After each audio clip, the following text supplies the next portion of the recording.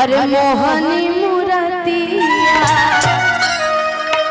अगर 5 मिनट में माही मनीषा मंच पे नहीं आई तो छोटे बाबा को जबरदस्ती नचवाना पड़ेगा कि बड़ा नीक लगे।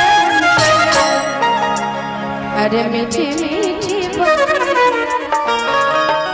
कि मुस्की मेरा जाके लुभा गई।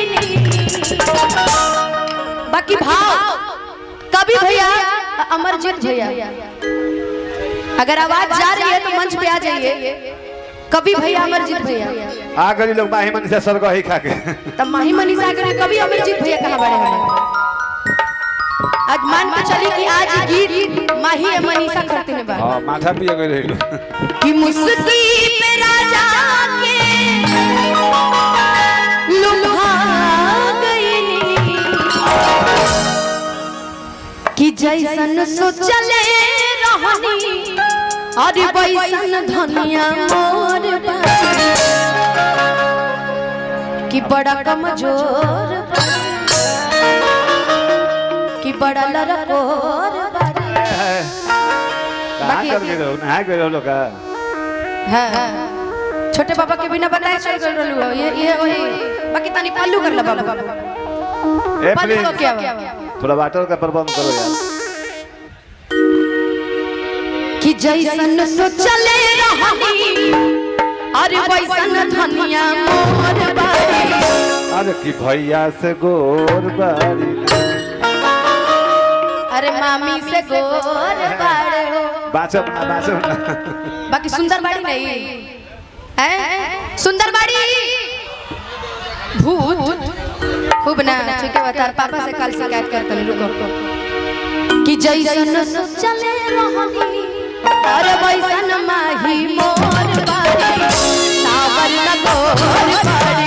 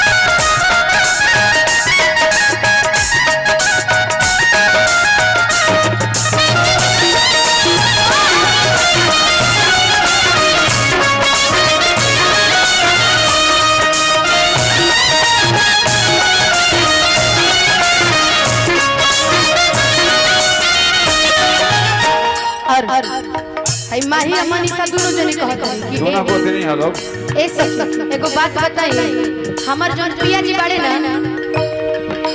बड़ा सुंदर बड़े देख लो जितना पिया जी लोग बड़े बड़ा सुंदर बड़े बाकी कहत है कौन भाव हो बड़ा नीक लागे कलम जी के बोलिया कि जब से ले आइल बाड़े आपन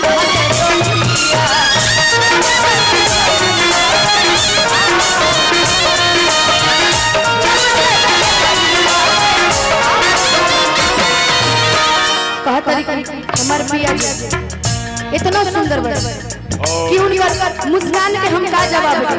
जब भी हमरा के देखे ले त एक एक गाना गावे का हंसलू तमाम हमर जाग जाए हंसलू तमाम हमर जाग जाए जा हमरो जा हमरो जा हमरो तहरे गेला जा हमरो तहरे गेला जाए तब भाव हो गए। बाकी वो कहता है कि सुनो ये बातें है जुल्म जवानी ये बातें है जुल्म जवानी चंदा के चकोर हमारे भैया टिंकू भैया हमरा कितना प्यार इतना आशीर्वाद हमेशा से देता है। एगो फराज खाने के लिए बड़े कलाकार है खातिर कि बाटे है जुल्म जवानी चंदा के चहको सावर न हो कैसन चले रहनी कैसन धनिया मोर बारी सावर न हो बड़ी हो। लेकिन भैया कि हमसे वादा किए थे बाकी मिलने की तुम कोशिश करना वादा कभी न करना मिलने की तुम कोशिश करना वादा कभी न करना वादा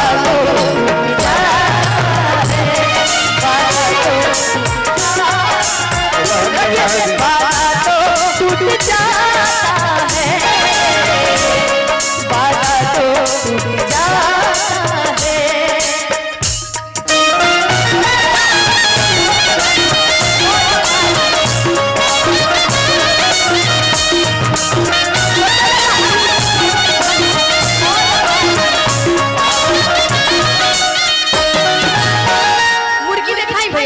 मुर्गी एक एक जनी मुर्गी पहले माही उसके बाद मनीषा मनीषा हो साथ कैसे जोड़िया बेचारी के 2 साल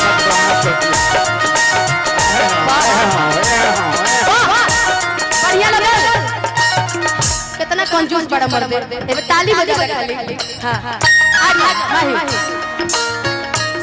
कैसे जोड़िया हाय हाय हमरा को बात नहीं की समझ में आवे ये खड़ा हो जाता है काहे बैठल रहत रे ई सिखाता रे। अच्छा अब बाकी दोनों लोग एक साथ अब साथ कैसे जोड़िया लगिया लग भवन मत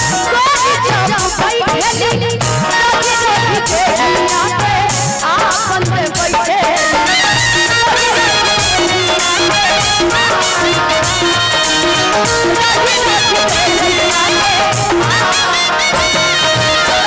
की बातें है जुल्म जवानी हलचल कटना डर में भैया हमरा मजा ना आवे जो मेरी रूह को चैन ले प्यार से वो खुशी बन गए